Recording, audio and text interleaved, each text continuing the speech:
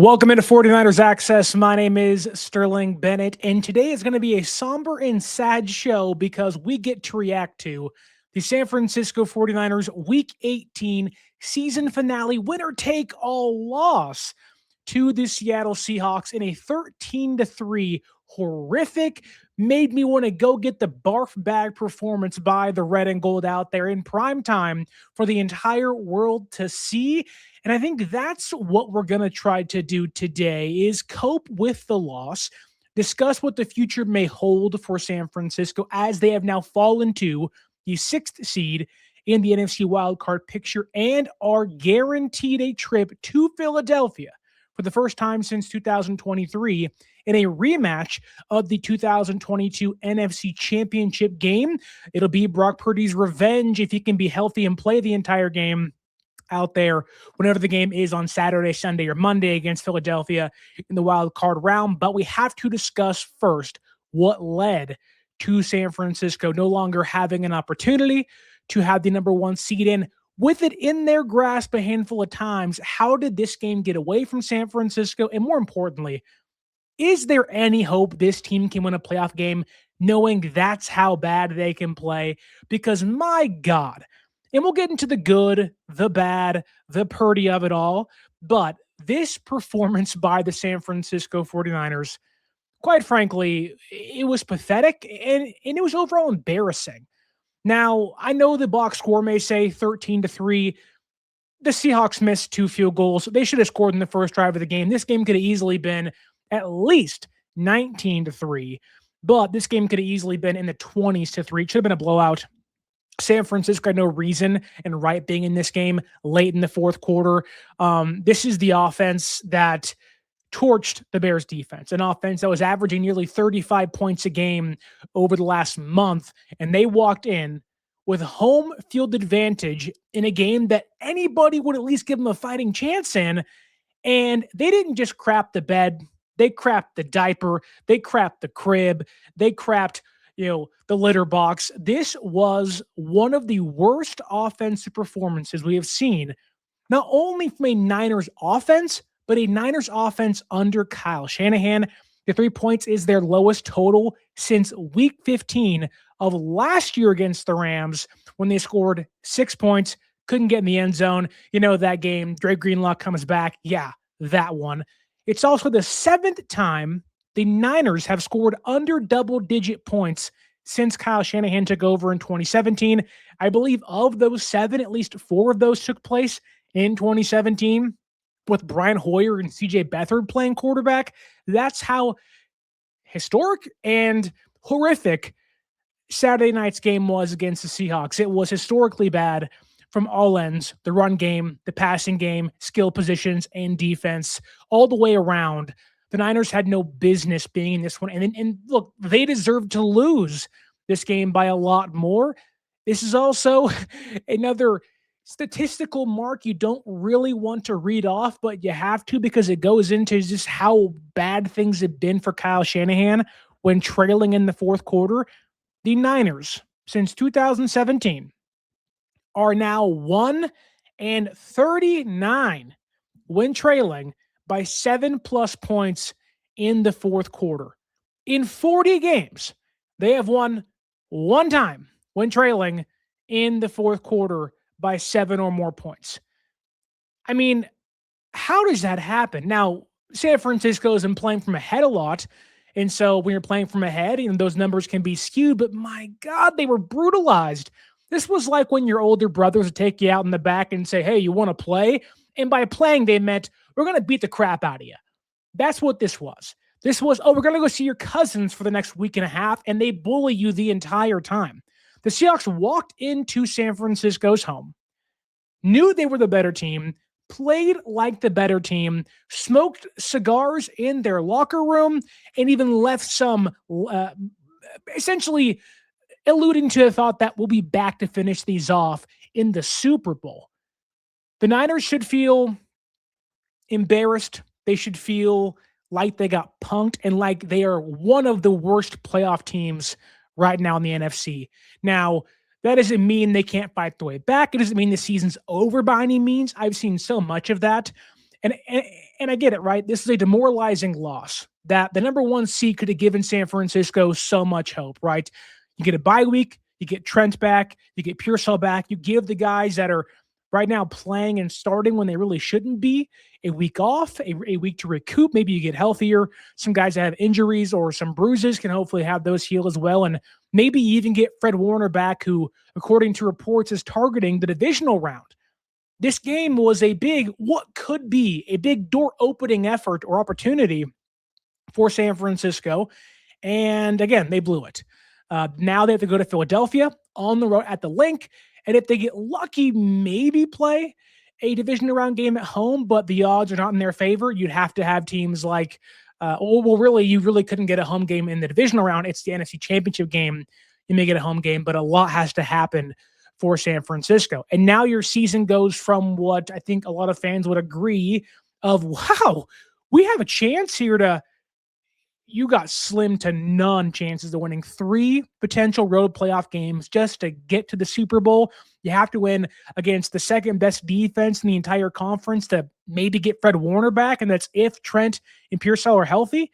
It just was a big disadvantage to lose this game. A lot of fans believe this was the season-ending loss, and they're going to walk into Philadelphia and be one and done, which it could happen. We'll get more into that game later on in this show, but also later on in the week when we get injury reports and we know more about what that game looks like. But that leaves this game. Again, Kyle Shanahan. I love Kyle Shanahan. I want to praise him first because he deserves Coach of the Year. They lost this game, and I get that. Maybe Macdonald deserves it now for Philadelphia. Mike Vrabel, is in that conversation too. I think that with what they've lost, you know the story, right? Shanahan deserves, I think, at least consideration and heavy consideration. To lose all the guys they've lost and still won 12 games and go through the adversity they have been through and still come out on top. And, I think within that, the season's over. That was a season-ending loss, right? Condemning loss against Seattle. I do think that it's important to look at the bright side of things for a little bit because there is a game to be played still, and maybe 2, 3, 4 of those if they get really lucky. But to go 12-4, to have a reset year end in a playoff appearance and be vying for the number one seed, and quite frankly, I think outplaying the Rams the last month and a half of the season, and this, that, and the other. I just think they ran into a team that has Shanahan's number. What do I mean by that, though?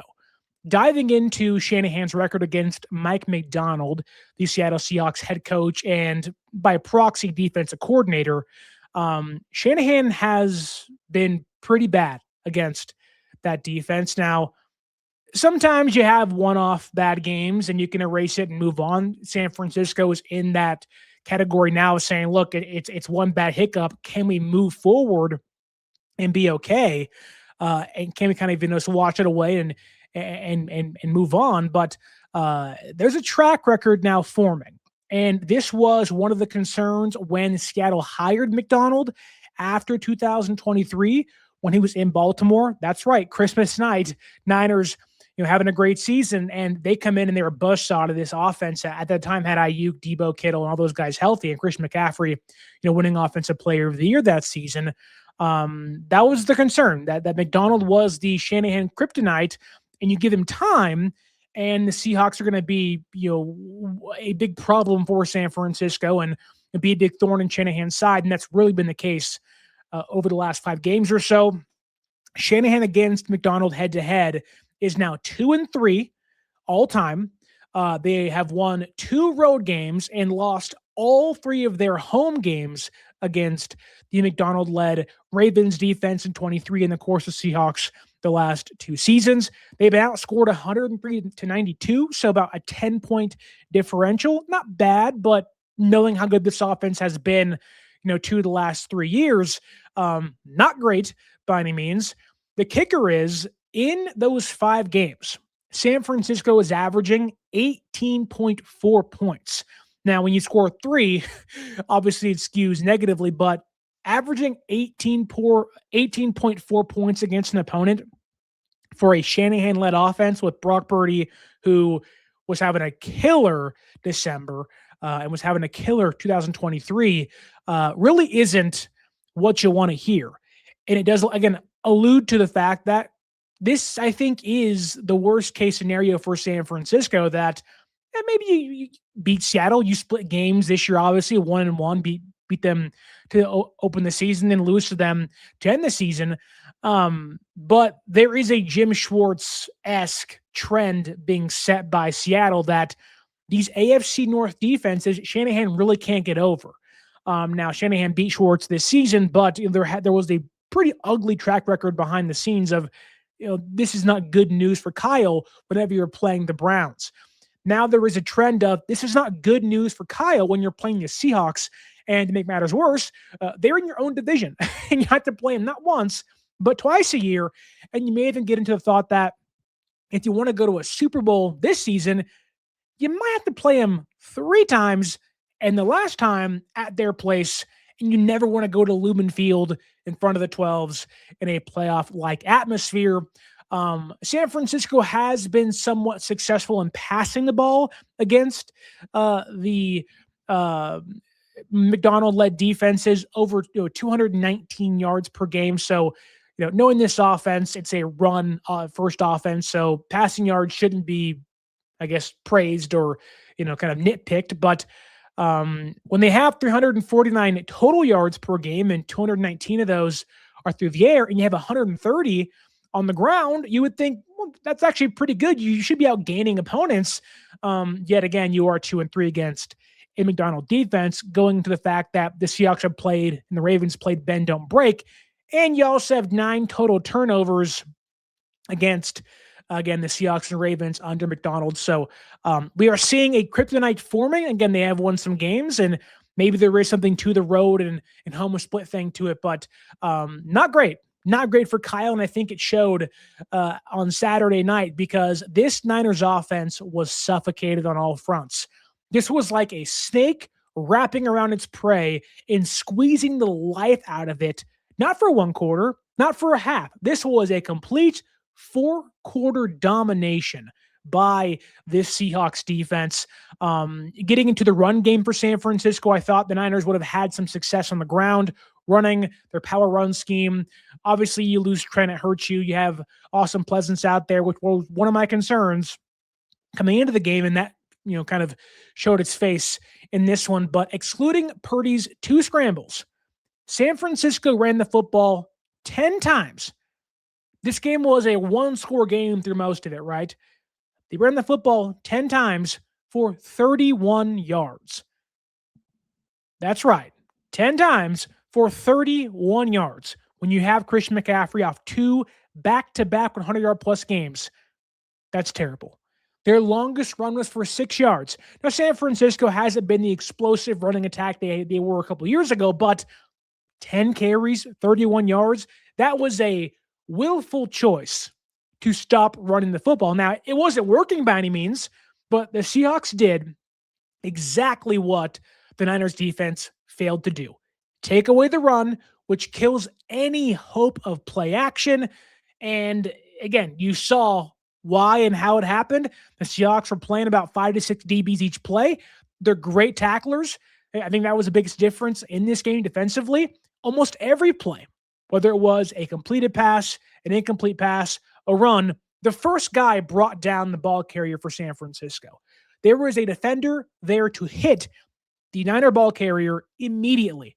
And if you happen to break a tackle, which didn't happen much in this game for San Francisco, there was a wall of Seahawks defenders right there ready to take your head off. I mean, they rendered Christian McCaffrey borderline useless in this game.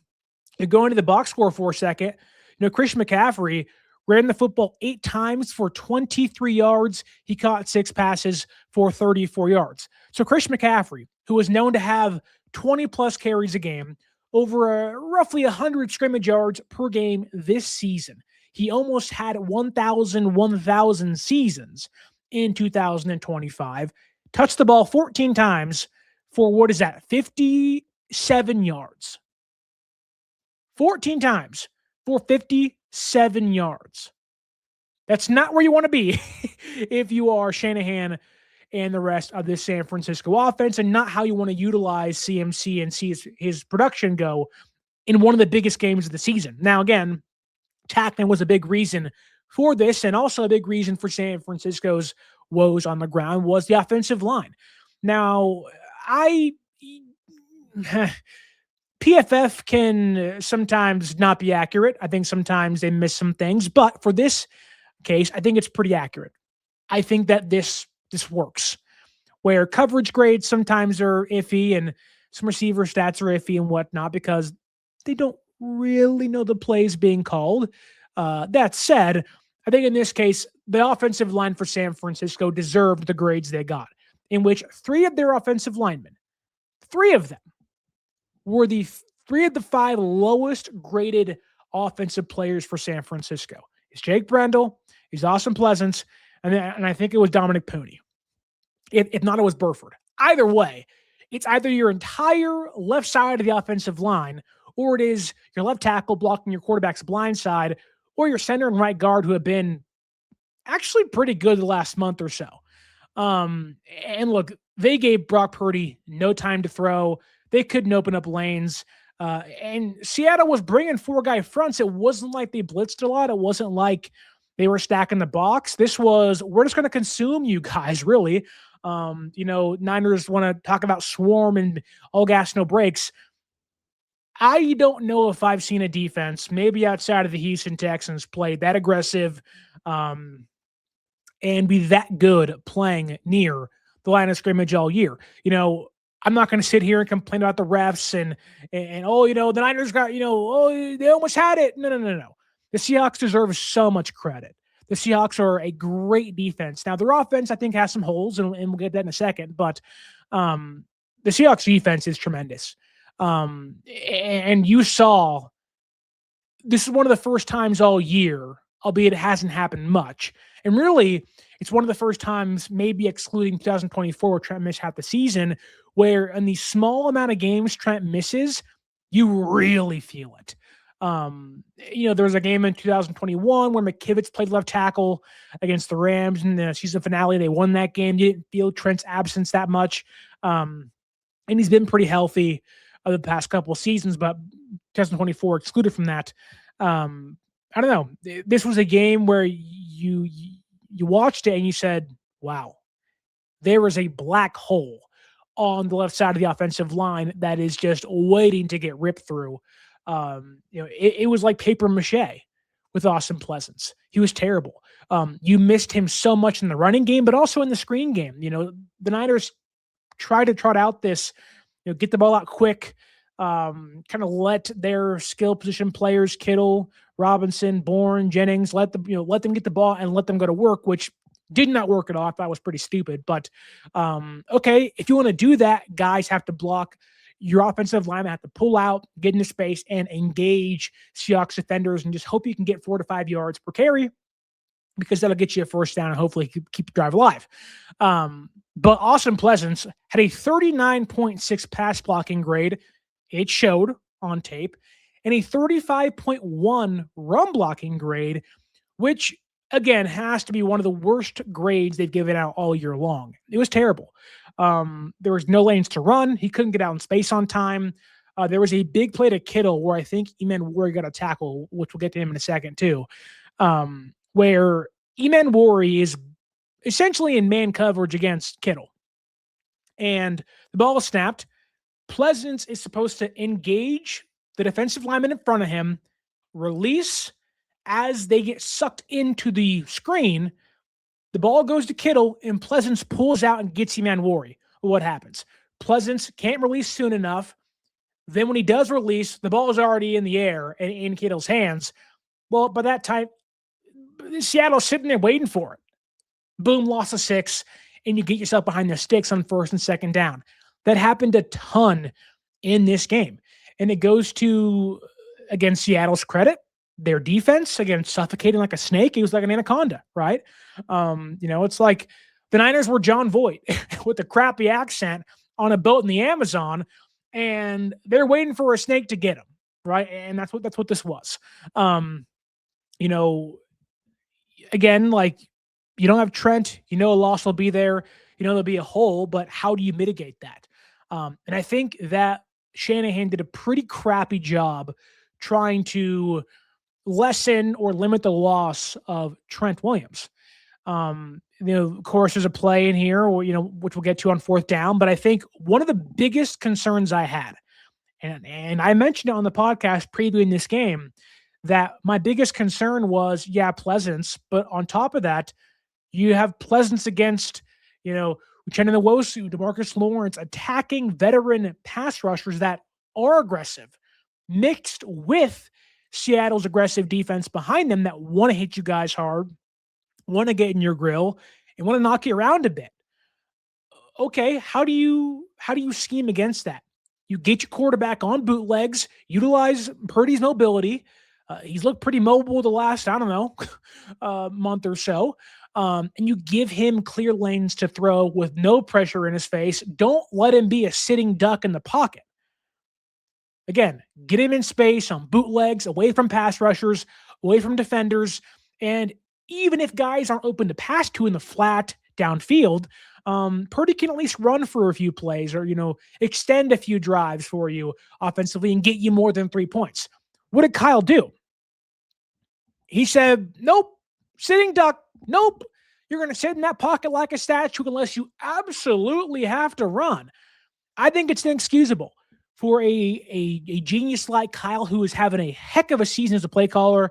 This is one of the best seasons he's ever had as a play caller, to put that on display, to know you don't have Trent, to not have Ricky Pearsall, to know you only have Demarcus Robinson, Kendrick Bourne, Juwan Jennings, and George Kittle. And I love George Kittle and the rest of those guys too, but none of those guys are real separators. Now, Kittle can beat a lot of great defensive players, as he has over his, near 10-year career, but you're not doing your quarterback favors, and you're not doing your skill position guys favors either, because those guys can't separate. So what are you asking those guys to do? Okay, beat guys in coverage 1v1. Okay, well, the quarterback has no time to throw. And when he does have time to throw, those cornerbacks are better than us. And they're in our face. They're mirroring us. They're playing press coverage. We cannot separate against these guys. That's not our game. Bourne, Jennings, and Robinson need to be schemed open. Now, they can be good receivers for you. We've seen Kendrick Bourne, 600-plus yards this year. Juwan Jennings, 9 touchdowns this season. Even DeMarcus Robinson has beat some teams late on the back end. Those are schematic things. And Shanahan didn't get the quarterback moving, didn't even make the Seahawks defense think about Purdy and his legs. Purdy scrambled twice in this game. They weren't designed. Why? Now, I'm not saying utilize the read option, but get him out in the open, in the flat, though. And I will always go back to this. I talked about this so much. And now the Rams lost this game, but in 2019, the Rams knew Jared Goff is our quarterback. The Niners have Nick Bosa, D Ford, DeForest Buckner, Eric Armstead, DJ Jones, and a bunch of other dudes. Ronald Blair Jr., I think, was there, or RB3 was there, excuse me. And they have Warner and Greenlaw and a blitzing K1 Williams. Like, it's a ferocious pass rush. Robert Saleh's calling plays. What do? They said, Goff is a statue. He can't move. We are going to get him killed in that pocket. Let's utilize bootlegs. Get him on the move. Get him out of the pocket. And let's get him some free space, some quick, easy throws, and avoid having him under duress, maybe take sacks, maybe get hurt.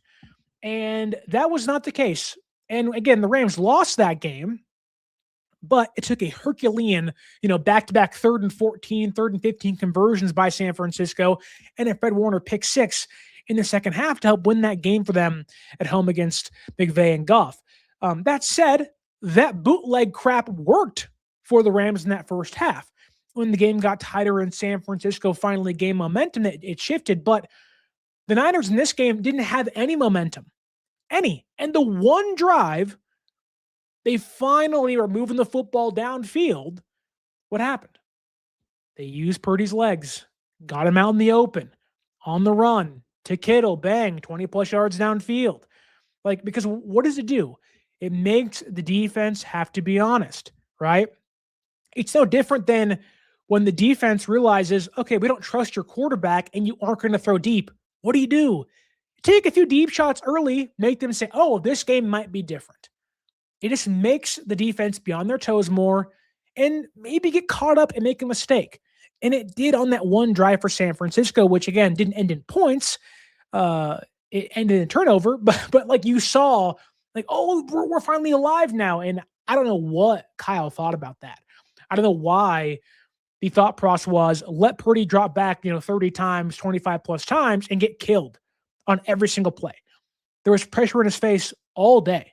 And again, that's one of my questions about Shanahan's play calling.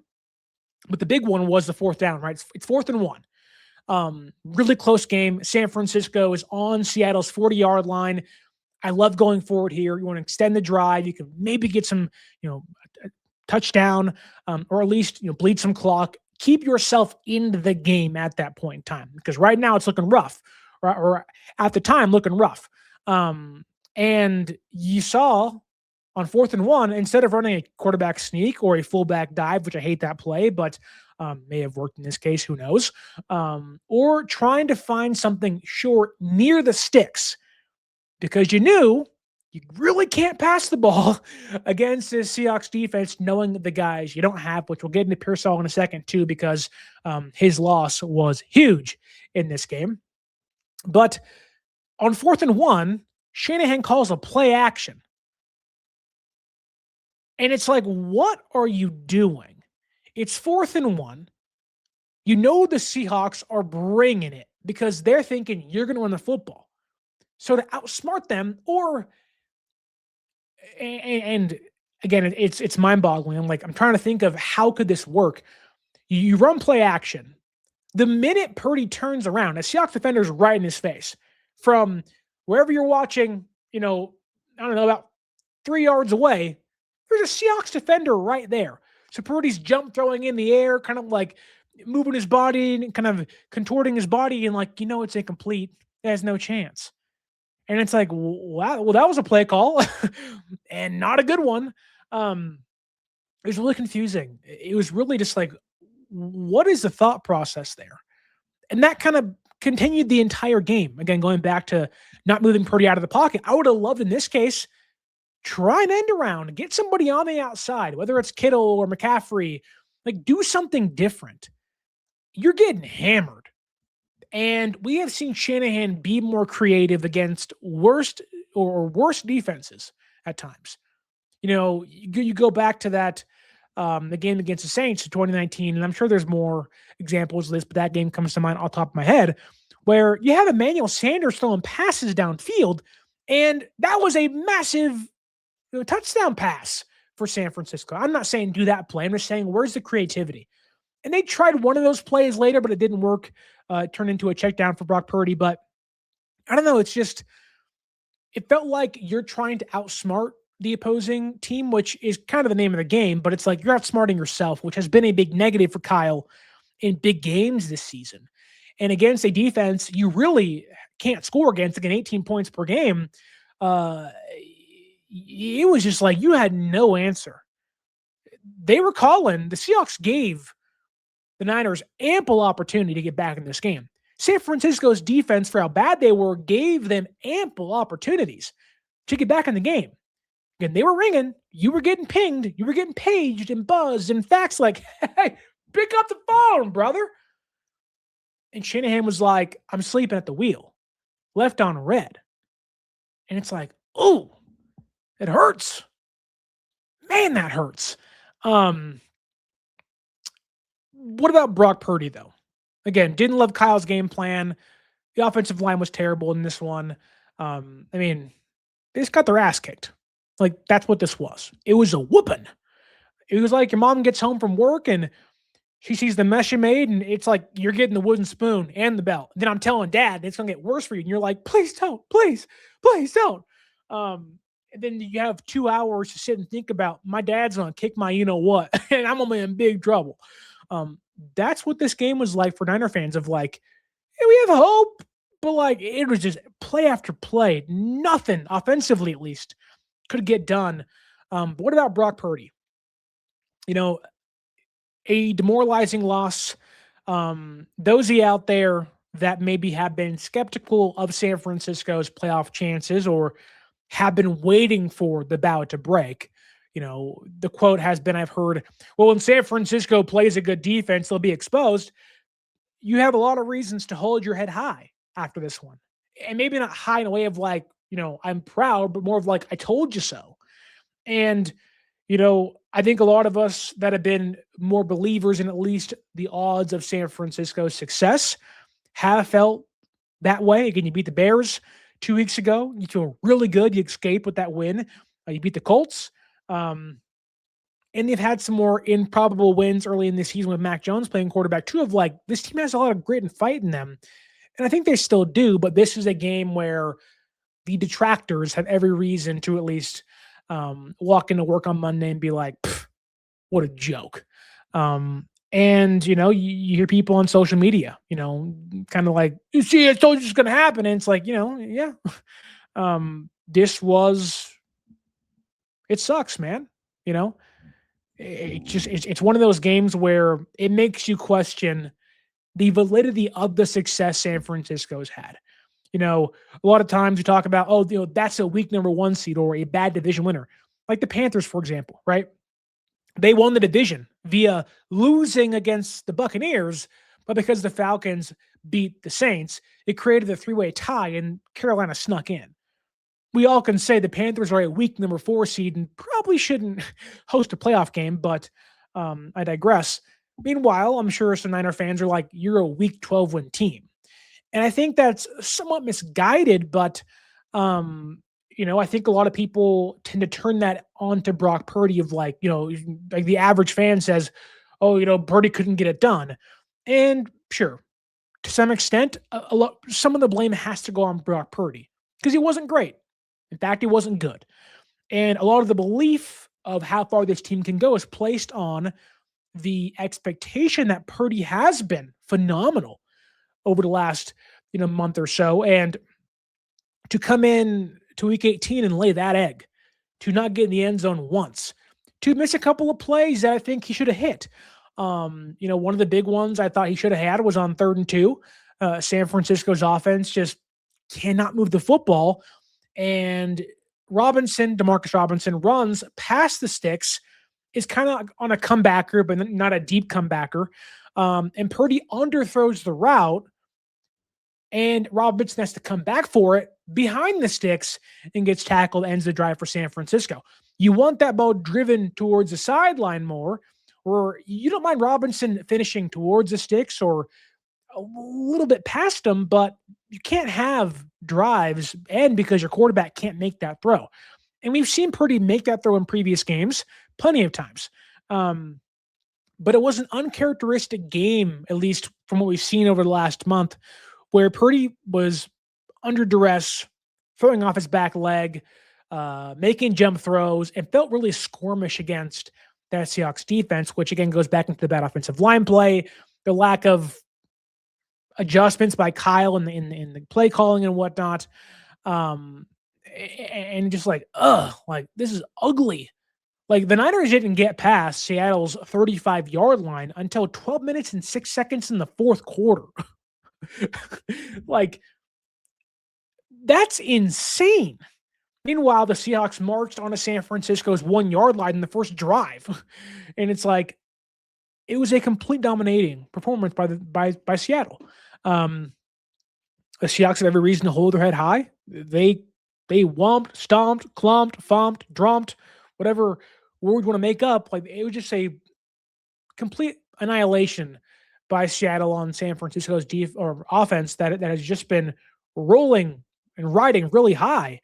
And I think that is why the loss hurts. Of like, if it was a back and forth duel and San Francisco just kind of crumbled towards the end because the defense wasn't great. Okay, that's the defense. That's what you're waiting for, right? That's the expectation of like, yeah, you don't have your guys. They're not very good against the run, not great against the pass, and then kind of been holding things together and kind of duct taping and band-aiding things as the year's gone on. So if the defense faltered, that's fine. But nobody was expecting the offense to falter. And while Purdy had his faults, like in that 3rd and 2 play to Robinson, don't love that. But he also had some great throws. It's 3rd and 10. Purdy evades a sack and it finds Jennings for a first down. I think it was towards the left sideline, I think. And kind of get you fired up and say, we're just so close to getting back in this game. And then later in the game, when they're making that one drive you thought may be the big one to march back in this one and maybe make a run towards a victory, who knows? Purdy, again, finds Kittle for about 20 yards downfield. They get past Seattle's 35-yard line, and they're moving the football. And then he throws a beautiful, and I cannot understate how beautiful this throw was. A layered throw to Dwan Jennings towards the right sideline. It was over Devon Witherspoon's hand, a layered throw. The defender jumps up, tries to knock it down. It's just right over the top, is perfection. Laced it right to him. And it was like, we're right on the precipice of finally knocking the door down and saying, honey, I'm home. Getting the crowd in the game and kind of putting the Seahawks on their heels. So you have to make a play now, which is exactly where you want to put Seattle. Like, make Darnold do something, which I don't think Darnold played great at all in this game. But, of course, when you think San Francisco is finally picking things up and they've cracked the code on this defense, Purdy throws the football. Boye Mafe tips at the line of scrimmage. It somehow goes to Christian McCaffrey, which he has 2 hands on it, but thrown behind him. And the defender, who was not going for the football, going for the tackle on CMC, the ball just lands right in his hands. And he's like, look what I found. And you're just like, that has to be some of the luckiest things I've ever seen. Now, again, the Niners didn't deserve to be in this spot. They didn't deserve to win this game by any means. But you're like, man, what a lucky bounce for a team that in this game didn't really need it at all. But that was the backbreaker. My wife was at the house and I was like, well, that's it. And she was like, what do you mean? And I was like, no, that's it. That was the collective kind of, you had the breath, like you took your last breath as a fan. My wife is watching Chicago Med, and a lot of people die in that show, and the last breath really isn't quite pleasing to watch, but it's like the and they're dead. And that was like San Francisco. Yeah, the hopes are over. And it sucked. And a big reason for San Francisco's offense struggling was their inability to scheme against Nicky Manwari. He was a monster. We knew he'd be a monster. Now, I think Manwari can still be had in coverage. I'll stand by that. I think this defense can be had in coverage. But a big reason why San Francisco couldn't even test it was because they didn't have Pearsall and they couldn't keep Purdy upright. You don't do those things. You don't have a separator offensively, which wouldn't it be great to have Ayuk and Pearsall healthy and have Ayuk not blow his freaking brains out, just trying to be an idiot, right? Out there speeding in front of Levi's and being like, I don't want to play anymore. It's like, what's going on? Like, it's one of these games you're like, we're supposed to have 2 of those guys, and we have none of those guys that can separate against press and man coverage. It's like, but they didn't have the guy I thought they could expose Manwari with, that being Pearsall. And so you're tossing out Juwan and Kittle and Marcus Robinson and Sky Moore and Kendrick Bourne. You're like, these are all the same wide receiver. They're all the same dude. Like, they're all above 6 foot or around there. They can't separate. They can't really go deep, albeit Robinson has more of that ability than Bourne and Jennings have. And you are asking Purdy under pressure to make tight window throws consistently. That's what last year was like. And they won 6 games because of that. Or in this game, it felt like last year. Now, I think had you had Pearsall, you would have seen the offense run much better and more fluid. But we got to talk about Pearsall. I love Ricky Pearsall. How do you not love what he brings to the offense? When he's healthy, he's awesome. When he's healthy, he's separating. He's beating press coverage, beating man coverage, knows how to sit in soft zones for his quarterback. He has really good hands. He doesn't drop passes usually. And and he has some speed. And it's like, that is a guy, when healthy, you can usually bank on being consistent. The unfortunate part is he hasn't been healthy for most of the year. When he came back from the injury, got hurt again, but, showed against the Tennessee Titans. And I think even against the Bears, like, he can be a big factor in beating solid or, good enough defenses in the playoffs. And like, man, not having that guy broke this Niners defense back. And again, they only lost by 10 points. And while I don't think if these teams matched up again, this game would have been a 10-point differential. But when you're only down by 10, it makes the absence of Pearsall so much bigger. And, the offense couldn't push the ball downfield. The Seahawks defense could play, 5 yards out, 10 yards out, not because Purdy doesn't want to throw it deep, because he couldn't, because of the pressure they were getting on the offensive line. But Pearsall has been, a lot of people's banes of existence. And not because they get in the play, it's because of the lack of play. They always say the best ability is availability. And, that was a big reason for Javon Kinlaw, who, wasn't great by any means and still isn't great, but he was always hurt, right? It's a big reason for Drake Jackson, who, again, has not been great. He hasn't played much at all in his career, but it's like, you just couldn't stay healthy. And for Niner fans, not that you're having deja vu because Pearsall has been impactful in some ways, there's been 34 games the last 2 years Pearsall has had the opportunity to play in, right? 34 games, 17 weeks each season. Now, you can exclude the being shot through the chest and almost dying part of this. So maybe you remove 6 games off of the docket. But if you don't want to, in 34 games, Pearsall has played in 14 games. He's missed 20 games of the 34 potential ones he can play in. He's missed more games than he's actually played in. And if you want to remove those 6 games you got shot, because he can't help that, he's played in 14 games and he's missed 14 games. And I think, there's bad luck mixed in there that, comes into play, but it's like, God, the Niners really have to find, and this is more of a broad conversation of the injury stuff, they've got to find a way to improve the injury prevention with the way they train, the way they practice. They do not have the ability to go 1 week, 1 practice with someone else getting hurt. And the big thing about this was Pearsall practiced all week. He practiced, Wednesday through Friday, Tuesday through Thursday. He was a participant the entire week. Limited, questionable. Okay, that's fine. We get it. You have lingering issues, right? Everyone does. But then to not play, and then for Kyle to say in the post-game press conference, it was too risky to play him. He played a week ago. And I'm not questioning how injured he was. I'm just questioning, like, what's happening in between games where guys are getting more hurt, And I think it's like, that's a big problem. Obviously, injuries have been, one of the underlying tension, filled issues between the fan base and the regime of Kyle and John Lynch. But it's like, something's got to give, right? This year or this past year was an offseason of, we got to retool special teams, which has worked out tremendously, albeit it cost them somewhat in this game. We'll get into that too later on. But also on defense, getting a new defensive coordinator here in Saleh, getting some hopeful continuity if he doesn't leave in the offseason of, like, we had to kind of, we need to address the kind of the black sheep in the room, right?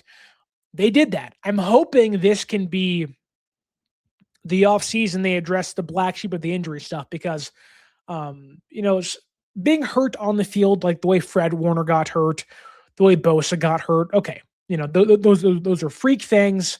Bosa's had previous injury history, so that's kind of factored into this. But like Michael tearing his ACL at MetLife late in games, why is he even out there?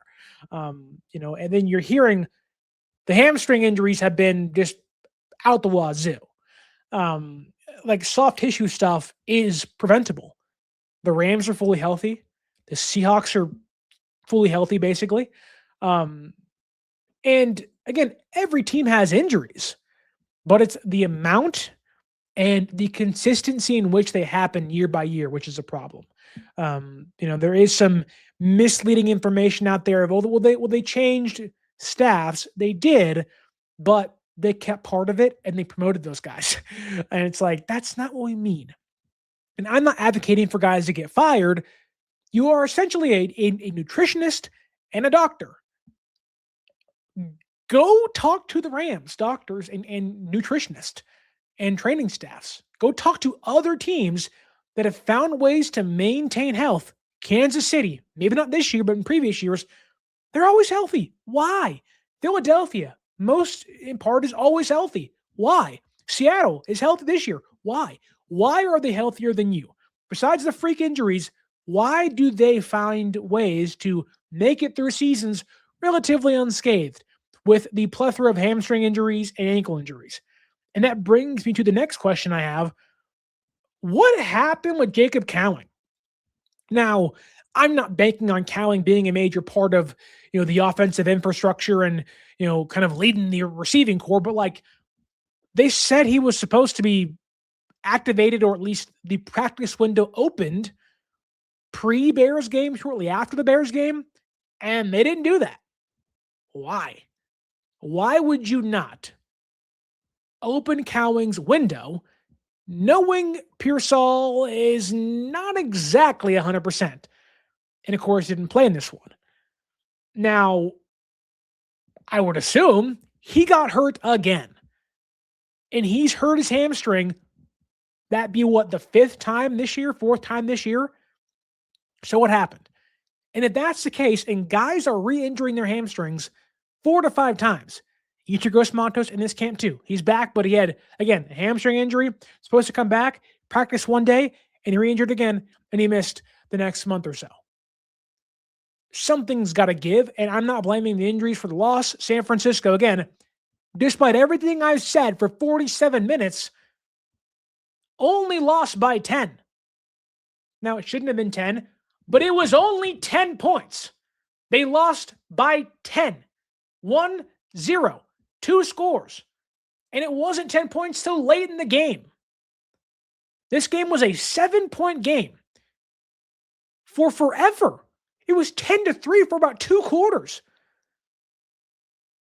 Despite no Pearsall, a crappy offensive line, Purdy struggles, a terrible play call by Kyle Shanahan on a handful of plays, a lack of skill position players playing well, and no running game, you lost by 10.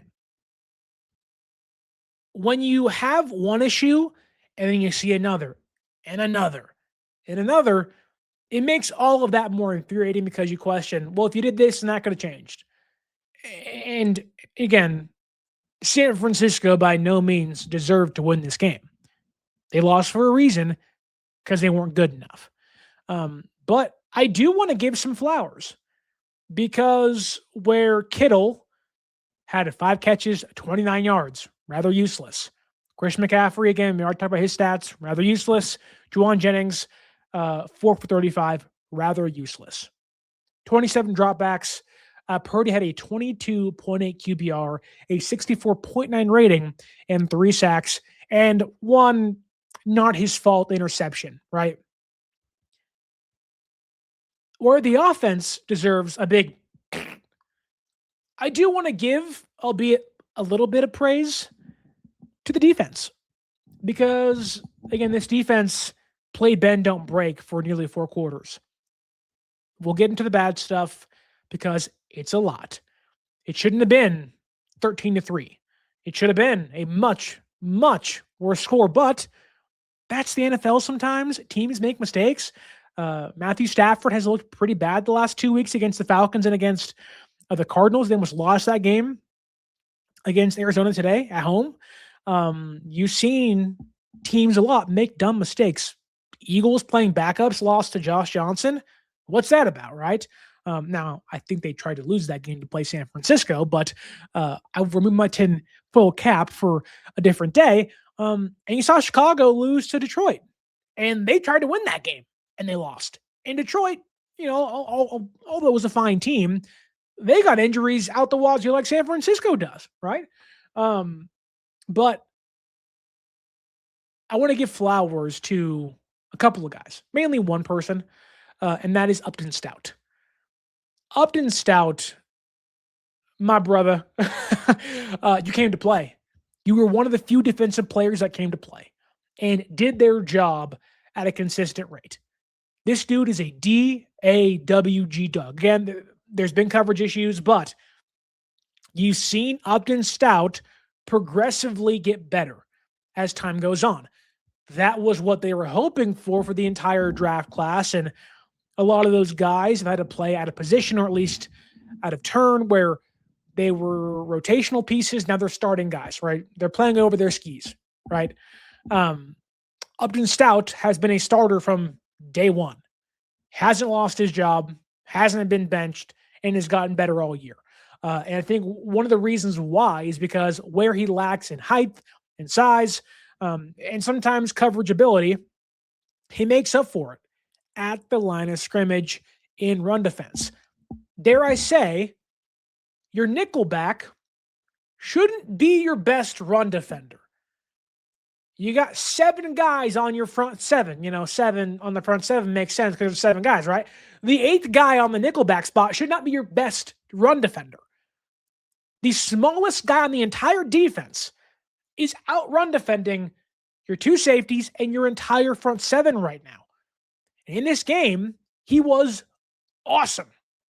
A 3rd and 14, where San Francisco has been terrible at stopping defenses or offenses on 3rd and long. Colts back to back, like 3rd and 12s allowed. In this game, a big 3rd and 17 allowed. Upton Stout on a screen pass, I think it was to Cooper Kupp, breaks off of his guy blocking him, wraps him up, makes a big tackle, and forces what became a missed field goal. That's a play where you would circle had San Francisco won, saying, wow, Upton Stout, what a game-changing play that no one's talking about. And even later, on 3rd and 7, a completion to Eric Saubert, who makes a great tackle. Upton Stout, I think he forced a punt, or at least forced a field goal again. Upton Stout deserves flowers because he was one of the few guys on defense that came to play and actually made what could have been, at the time, were game-changing defensive plays. I think Lenoir belongs in this category too. Again, he had a couple big blips, a big DPI on him against Jason in the end zone, but they didn't score, right? Scatto goes for it. They didn't score. Okay, first drive of the game, they're trying to be aggressive. You get away with that. Later in the game, a big stop in the red zone, right? And there were a couple of those in this game. And once again, Lenoir, being a 5'10", 5'9" cornerback, along with Stout, who's 5'8", I think, those guys shouldn't be your best run defenders, and they are. It's just sad. It's sad. That said, that's kind of it. They held Seattle to 13 points. I don't know how it happened. Seattle made mistakes, but you'll take it. 13 points. The defense, for as bad as they were, technically, at the end of the day, did their job. They held the opposing offense to 13 points. Even if that means the opposing offense bailed them out at times, it's still 13 points. And even if it was the 2 field goals made by Josh Myers and it was 19 points, you held the Seahawks under 20 points. That's fantastic. Now, again, what became the in-between score stuff in the run defense and all that was utter crap, but still, they played bend don't break the entire game. The Seahawks were 0-3 in the red zone in this game. Now, they got some gifts, but they were on the field for nearly 38 minutes, 25 more plays than their offense was. The defense was gassed, tired, and they're already depleted, and they somehow held Seahawks offense to 13 points. And again, even if it was 19, that's still a performance you would accept You don't love the way you got there, and it's got to get better. My God, it's got to get better, but you'll take that every week if you play bend, don't break. You don't mind giving up yards. You don't mind being the Bears who will let you walk up and down that field, but they'll create turnovers, right? Because they believe, despite losing against San Francisco and against the Lions and their season, they believe our defense can keep us in games, can give our offense a chance. And that's what San Francisco's defense did again. They were terrible. Somehow they gave San Francisco a chance to win. And they had two pivotal plays that really could have turned this game around. The first one is 1st and 10. Seahawks are winning 10-3. Darnold gets stepped on. Ball pops out like, whoa, flies out of the air onto the ground. And you're like, oh my God. If the Niners recover that, they're going to have the football with momentum inside of Seattle's 40-yard line. This is where the tide turns. Oh, never mind. Yetur Gross-Matos forgot how to recover a fumble, which the $18 million he's getting paid, I cannot wait to get off the books because that dude, for as good as he was to begin the year, he stinks. And he always has stanked, whatever the active form or past form of stink is. I should know I am a journalism major and have a degree, but we move on. Then on 3rd and 17, again, you have the defense sitting there going, we have Seattle at 3rd and 17. What are they going to do? They might throw it deep, but they might run. And if they run, that's exactly what we want. And they allow Kenneth Walker on a 3rd and 17 to go 19 yards. 19 yards. We're letting dudes go 19 freaking yards on a 3rd and 17. I cannot tell you the expletives that left my mouth. The Lord looked down and said, I'm not happy with you, son. And I said, I'm sorry, God. I think I have a reason to be upset right now. Because the Niners' freaking defense can't stop Kenneth Walker on 3rd and 17. Man. Like, that's one of those plays where you see it happen and you just don't have words of, I can't believe how bad this run defense is. We knew it was bad. We knew it wasn't good, but it's this bad. It's 3rd and 17, give up 19 yards. Bad. You held Jonathan Taylor to under 3 yards a carry on Monday Night Football when you knew the Colts wanted to run the football. And you give Kenneth Walker, who I knew, well, not him would be a problem. I knew Zach Charbonnet, and those crappy little cutbacks. Every play was a freaking cutback for about 6 yards. They bulldozed this run defense. And I knew they could. I knew they would. But it was like, really, 3rd and 17? God. There are not many things that make me want to smack my mama, and that was one of them. Mom, I love you. I hope you're not listening to the show. Man. It was very frustrating. It's very, very, very frustrating, in not a way that I'm sure my father wanted to celebrate his birthday, nor a way where fans wanted to kick off 2026. They're thinking, new year, new me, new year, new San Francisco 49ers, won 6 games in a row, turning the corner, and San Francisco said, new year, new me. Have you watched this defense? New year, same dog crap run defense you're going to get for this game and maybe a playoff run, which again begins in Philadelphia, whether it's on Saturday, Sunday, or Monday. I'm hoping to God they give San Francisco a Sunday or Monday game. They've played back-to-back short weeks. Please give them. They went Monday Night Football, Sunday Night Football, to Saturday Night Football. Give them Monday Night Football in Philadelphia at the Link, Niners, Eagles. That's what they should do. Really, it's what they should do. But they'll probably give it to the Rams. And anyways, But a big reason for why San Francisco's run defense was so bad, well, yes, they don't have, Mike Williams, no Nick Bosa, the good players on the team. It's because they can't tackle. And I don't know how long you've been subscribed to me on YouTube or have listened to the show on the audio podcasting platforms, which, by the way, like, share, and subscribe. Aha. I have hammered this point home for about, 3 years. And I get it. Personnel changes, coaching staff changes come and go, and this, that, and the other. And, it's not as easy as I make it. I'm in my office with the podcast mic, telling you how things should go. I don't work for San Francisco. I don't work in the NFL.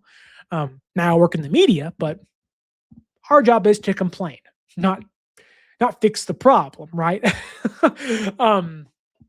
But this team can't tackle. You go back to the last, 3 podcasts, 5 podcasts, whatever it is, you can hear me say, if they can just tackle, and on some games, they have. The Colts game, a big reason for that. The Cardinals game was a big one. The Bears game, lesser so, but it was less of a problem. But you can tell, well, okay, it's almost like San Francisco's defense, because they're young and they'll make mistakes. Here's what happens.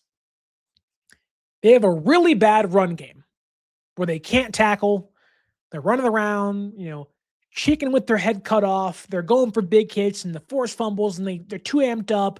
They're playing the Dre Greenlaw style of football, which is probably disrespectful to Dre Greenlaw, but you know what I mean? Talanoa Hufanga where it's like, I'm just going to run out there and hope I hit something. And it's like, hey, that's stupid. Don't do that. They don't break down. They don't have they don't have fundamentals. They have that one bad game. And it's like the clock resets of oh, thanks for the reminder of what I'm doing wrong and what I should do better. Now, a lot of this is, again, they don't have starting caliber defensive players really outside of the secondary, and even that's questionable at times. But then as each game progresses, great tackling game, then a good tackling game, then an average tackling game, then a bad tackling game, then a game like this, where they missed 18 tackles. Nearly 20 missed tackles. There's a reason why the Seahawks, on the ground in this one, went for 180 yards. And you take away Sam Darnold's 9 yards, 171 yards, about 5 yards a pop, and 1 touchdown in 2 20-yard runs, if not more.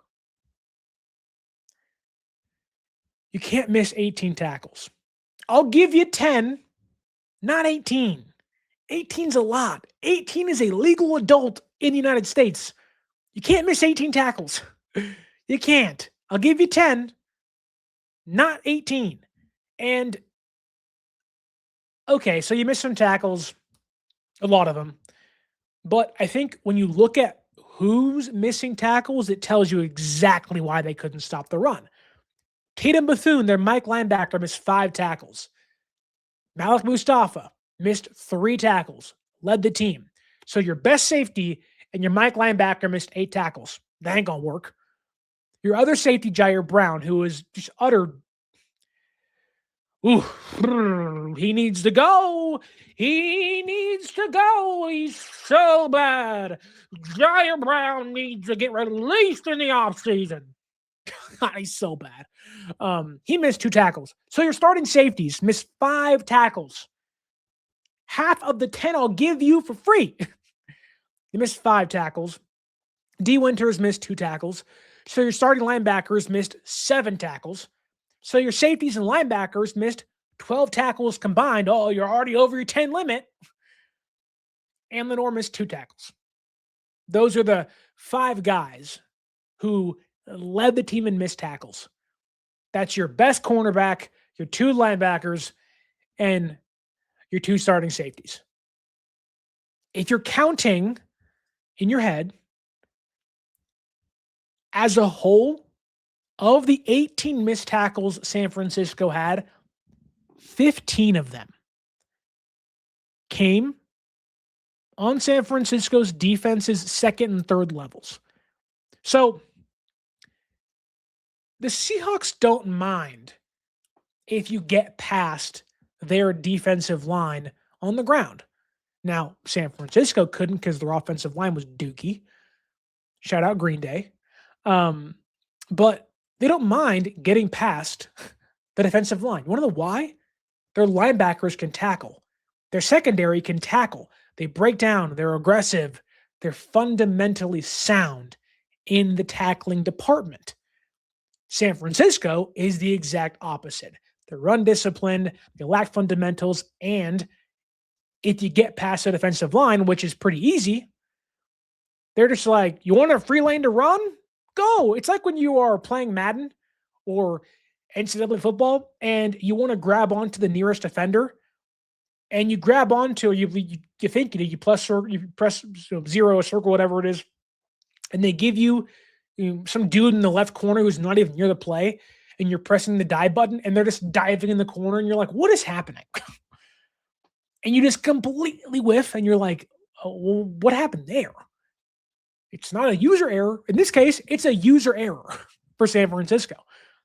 15 of your tackles or of your missed tackles cannot be at the linebacker and safety positions. And really cornerback spots too. You are going to allow explosive runs on a continual basis. You ask yourself, why did the Seahawks win this game? They ran 40 times for 180 yards, 1 touchdown, including a 27-yard breakaway run because, again, second-level defensive players can't tackle well. And on top of that, that's the reason why the Seahawks had the ball for 38 minutes. Now, San Francisco's offense did their defense no favors. We can establish that. But sometimes you got to make your own luck. Sometimes you got to do yourself a favor. You know, my mother-in-law, I hope I can get the quote right. You know, she says, it's like sometimes if you believe in God, God gave you, the ability to not be stupid. And I think it more so just like you have common sense, right? You know, when the crosswalk says don't walk, you probably shouldn't walk, right? When a opposing ball carrier is running towards you, you should probably break down, chop your feet, make a tackle. And look, I'm not saying it's that easy. It's not. I don't play in the NFL. I'm not 230 pounds of pure muscle is how I'll word that, I guess. The holiday weight's certainly setting in for sure. And it ain't muscle whatsoever. But and I'm not seeing guys running 4.3s and 4.5s full speed at me and me saying, I can do it. I can't. But I'm not paid to do that. Bethune is, Winters is, Ji'Ayir Brown is, Mustafa is, Lenore is. I can excuse the run defense being bad on the defensive line because they're missing all their starters, basically. It's Bryce Huff, and that's kind of it. I don't know why this team refuses to start Alfred Collins. It makes no sense. Why is Clea Davis starting? Why? He sucks. He's really bad. Doesn't get to the quarterback, doesn't stop runs. He's not good. Why is he here? Now they need bodies, but it's like, really? Their starting linemen should be Collins and Jordan Elliott. I know there's rotations in place, but it's like Clea Davis is starting out there. But I can excuse poor run defense on the defensive line because that's why your linebackers are back there. And it's not like they are, getting stiff armed to the ground. They're not getting juked out of their shoes. They're not getting depleted. They're just missing. They're evading their lanes. They are taking bad angles towards the football. They are going for the big hit to force a fumble and knock dudes out instead of breaking down. I am beating a dead horse. I've said this for months that all San Francisco's defense has to do, because you're not going to get to the quarterback, and they kind of did a little bit in this game, but most games, you're not going to get to the quarterback. You're not really going to stop the run, and you're not going to be great in coverage. The one thing you can do to help yourself out is tackle. And they can't even do that. And that's why they lost this game. Again, the offense has to be better. I have more faith they'll bounce back against Philadelphia next weekend, but the reason they lost was because for how bad their tackling was. 18 missed tackles, 15 of those in the second and third levels. Just bad. A couple more points and we'll get out of here.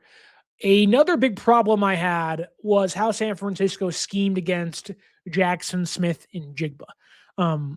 Because you want to put the ball in Sam Darnold's hands. If you're going to do that, well, then you got to guard JSN. Now, JSN didn't go off in this game, mind you, only 6 catches, 84 yards. His longest was for 19 yards. And I don't think Sam Darnold was very good. He's 20 for 26, so he has one more completion and one less attempt than Brock Purdy. Now, we had about 200 yards, which, okay, I think if you told most Niner fans, wow, Darnold's 20 for 26 and 200 yards and no touchdowns and no interceptions, and he got sacked twice, man, San Francisco won, right? No, they didn't. I didn't think Darnold was that impressive. They didn't need him to be. Like, this was a very 2019 Niners win by the Seahawks in 2025 of like, run the ball till they stop you. They didn't stop you. Okay, keep running the football and just have Darnold play catch on third down. That's what this was. And, you know, you had JSN not go off for much. He had a much worse game than he had week 1 against the secondary when they had their entire defense, you know, on display. But the fact is that you have Bernardo Green back, who hasn't been great, but is, I think, a fine player in year 2. Certainly had a sophomore slump in a lot of areas. And you had Lenore, who won the shadow JSN. And the one thing you don't want to do with a receiver like JSN, who is elite, and I get you get kind of caught in the catch-22 of like, okay, we're going to play a little off, give our defensive backs more time to react to what he's doing off the line of scrimmage, to react to his release package, right? I get that train of thought. However, with a player like JSN, I think it's worth bracketing him. I also think you want to play press coverage. The one thing I would like San Francisco to do, because if you can't pass rush, if you can't tackle, you at least have to get a body on somebody. Get in their face, get in their grill. The Seahawks can do it all day long. Now, again, I get it. You know, we have Jennings and Robinson and guys that can't release very well off the line. And JSN is the best receiver in football this year by a pretty wide margin, not named Puka Nacua. But get a body on him. Play press coverage. Like, I don't know, maybe it's just me, but as soon as that ball is hiked, my hands are on him. Because if my hands are on him every single play, he feels me, he has to at least stop for a millisecond, and I know I should have some help in a bracket formation or at least over the top. And the Seahawks really didn't get too vertical in this game. It was all crossing stuff underneath, and I thought San Francisco's defense covered pretty well, all things considered. But to stop one of the best receivers in football, who you kind of did, but there are a couple of big third down plays and second down plays where you're just like, oh, it's back breaking. Get a body on him. You know, I would like to see San Francisco. You probably can't do it against Philadelphia, but if you play Seattle again, play some more press coverage. Get in their grill. If you are going to get beat over the top, so be it. But, you know, I'd rather you stop the run, play some press coverage, and make Darnold beat you. Give your pass rush a little bit more time because they were getting home somewhat. He was inconsistent, but they got 2 sacks on Darnold. They gave him some pressure at times. Now, unfortunately, some of those times he was evading pressure and running for first downs on 3rd and 4 because Winters blitzed and didn't get a single hand on him. And then he got, fell on and then hurt his ankle and may miss the wild card round against Philadelphia. But I don't know how many times this Niners defense has, and this goes back into missed tackles for a second. I don't know how many times they have blitzed and gotten a free blitzer, mind you. They blitz, no one touches them. They get to the person, the quarterback, and the quarterback just runs away. And you're like, man, I would get it if it was Lamar Jackson. It happens sometimes against Kyler Murray, but I can probably count on both my hands the amount of times San Francisco has a clear shot at the quarterback and can't even get a finger on him. And it happened a handful of times, or at least one time in this game and a handful of times this season. But I think the pass rush did their job. You get 2 sacks. They got a fumble on Darnold in this one. He fell down and fumbled the football. And it's just like, no opportunity they had to win this game. Or, excuse me, every opportunity the Seattle Seahawks gave the 49ers to get back in this game, San Francisco either couldn't make a play offensively, couldn't recover a fumble, and couldn't make a tackle. Like, go rewatch the game. The Seahawks were behind the sticks a ton. They were getting penalized a lot. They had their third string left tackle in for one play in this game. They were on 3rd and 14s and 3rd and 12s and 3rd and 17s. Like, the Niners had the Seahawks at bay. They had them behind the sticks, and they let them go every single time. It was just like, oh, and the final thing to end today's show, because we're going long. 2 things. Special teams. The Seahawks, I don't think, let Sky Moore touch the ball once. If they did, it was a punt. San Francisco, do that next time to Rashid Shaheed. He didn't kill you, but didn't help your cause.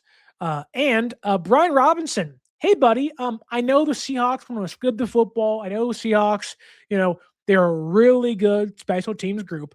But how about we don't muff the opening kick of the second half when you're down by 1 score and then pin your offense inside their own 15-yard line? San Francisco started 3 drives in this game inside their own 15-yard line. And one of them was the Seattle offense, stalling in the red zone, but also because Brian Robinson can't pick up the football and does it lackadaisically. I get it. You don't want to, get anxious and make a mistake, but it's like, hey man, you missed the ball. Maybe don't reach back like you're going through your wife's purse trying to find some mints of like, oh, I can't find it, honey. I don't know where it's at. Pick up the freaking football, dude. Have some urgency. The Niners team lacked urgency in the biggest game of the season. From the head coach to play calling to defense, special teams, they lacked urgency on all 3 phases, including coaching. What the heck's that about? What the heck is that about? And then again, Ji'Ayir Brown. I've already gone into my he sucks talk, but Ji'Ayir Brown, dude, I cannot wait for the day you're off this team. And I like Ji'Ayir Brown as a person. He seems nice, but don't you ever freaking call yourself, I'm a top 5 safety in football, dude. You're lucky to even be in football. You can't tackle. You can't cover. Like, how dare you? That is disrespectful to bottom 5 safeties in football to call yourself a top 5 safety in football. You don't belong in a starting lineup. And the only reason, and I don't get this, what has Ji'Ayir Brown done that Marquis Siegel, how do I word this? What has Ji'Ayir Brown done that's worthy of playing over Marquis Siegel, or that Marquis Siegel couldn't do? Missed tackles? They both did that. Bad in coverage? They both did that.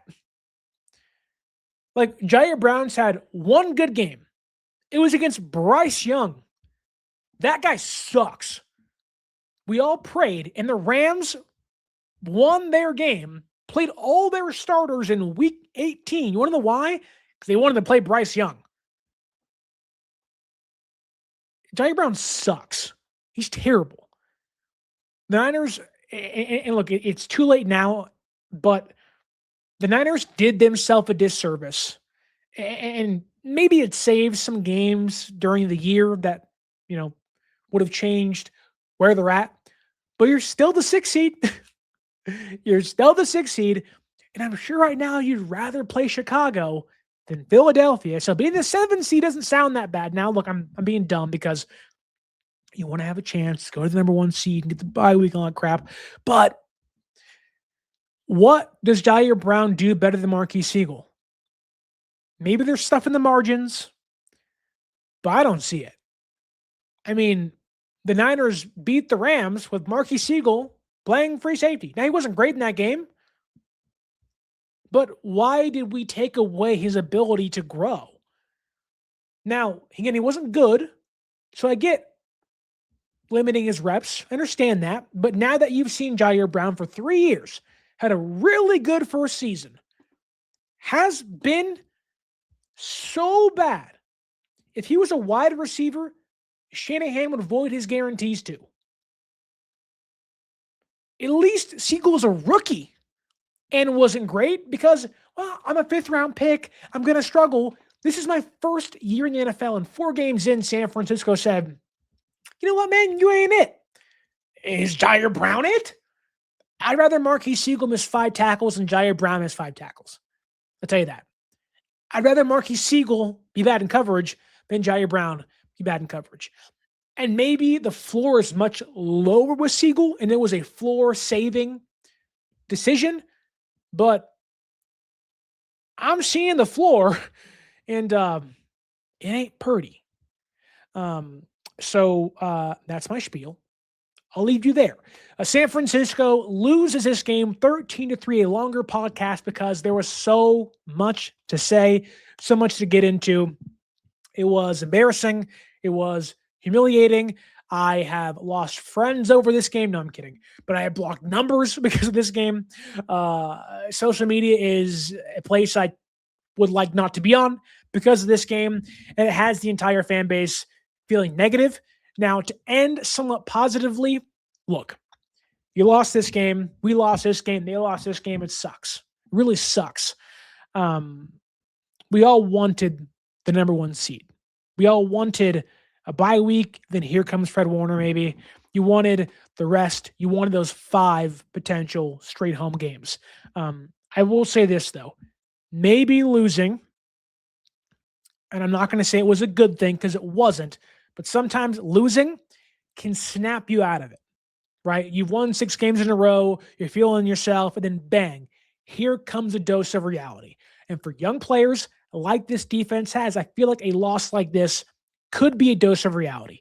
Now, I hope guys get healthy. You get Pearsall back, you get Trent back. It's not like Philadelphia can't be beaten. Their offense is not good. Now, they have their own unique challenges. They have a good offensive line. They have Saquon Barkley, who's not having a great year by any means.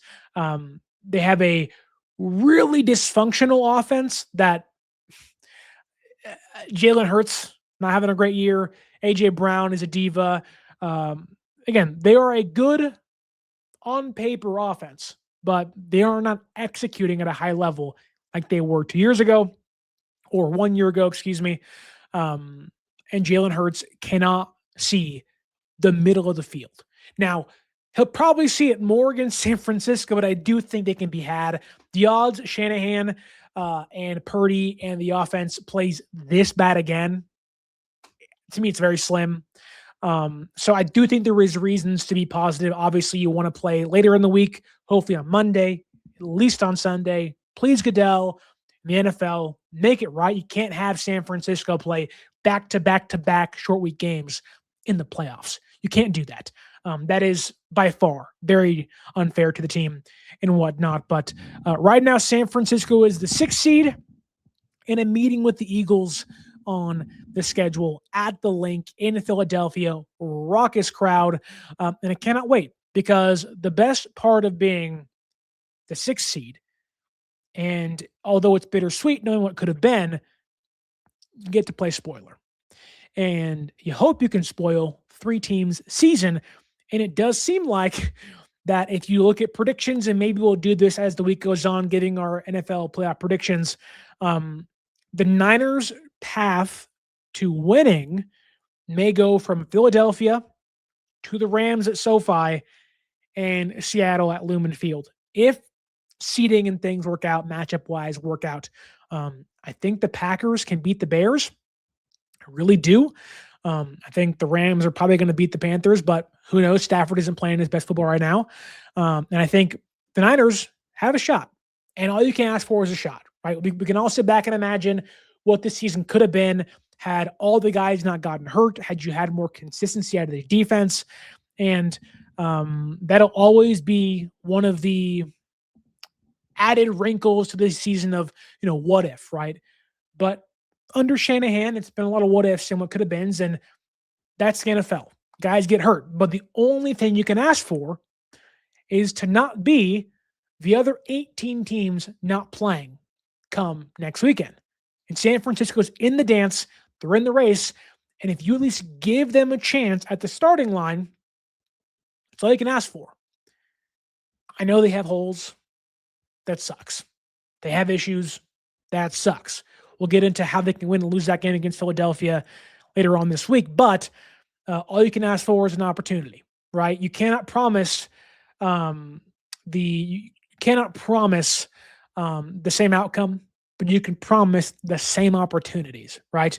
And whether San Francisco loses against Philadelphia or wins, I think it's all on the table. And that to me is a much bigger reason to be happy than sit back and sulk over losing Week 18 against Seattle. Maybe if things go your way, Carolina beats the Rams and Seattle loses to Green Bay. That's the hope, right? That would be what you want.